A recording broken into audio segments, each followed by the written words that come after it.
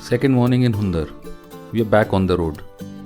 Well, on a track of some sort. We are going to what can be called Hundar's backyard.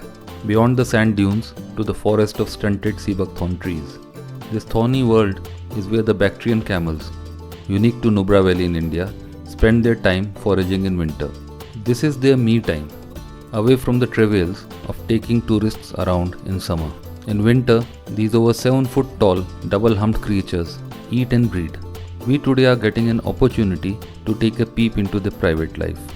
We reach a frozen shallow stream where these camels, Camelus bactrianus as they are known scientifically, are gathering.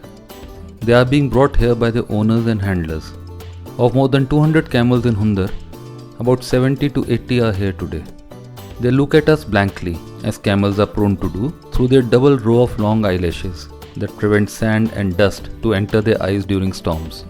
These camels, native to the old kingdom of Bactria that comprised high steppes of Central Asia, Mongolia and China, are remnants of the old Silk Route. According to local historian Haji Abdul Razzaq Jamshed, the Bactrian camels first made their appearance in Ladakh around 1870. They were introduced by traders from Yarkand. This section of the Silk Road, from Yarkand to Leh, closed in 1950, and some camels were left here. These are their descendants. Things are a bit tense as we reach the meeting spot. There's a buzz in the air, which we soon realize is because the camels are in rut and looking for breeding partners. February-March is their annual breeding season, and we had landed right in the middle of that. A bit of sniffing and a good deal of chasing is going about, raising a lot of dust. The mature males are strutting around, frothing profusely. Females are being hemmed in. Here two males are vying for their attention, but the females try to escape from their clutches. Spurned again and again, the two are getting aggressive. A showdown is in the offing, and soon things come to a pass. It's a neck-to-neck battle. They push, they shove, taking each other's measure. Before the situation worsens, their owners force them apart. The males then fall back to the age-old strategy. They show typical mating behavior, which is a mix of aggression and aromatics. They spread their hind legs, urinate, and slap their tails hard against their backs, spraying the urine onto their humps and around. This has been a camel's time-tested way to attract a female. Throughout the mating season, males tend to fight, bite and spit to intimidate and scare away competing males.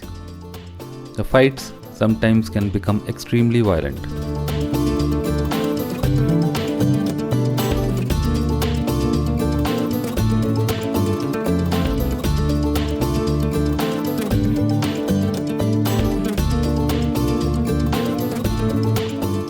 The alpha male guards his harem aggressively. Some young try to sneak around. This one does manage to corner a female away from the leader's eyes, but he fails miserably as the female shows no interest in him whatsoever.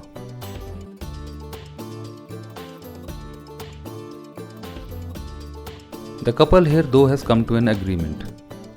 The female sits down and the male mounts her. This attracts other females and they, slowly but steadily, crowd around the amorous two. Clearly, privacy is a luxury in the camel world. The act does not last long. In any case, it typically ranges from 3 to 10 minutes.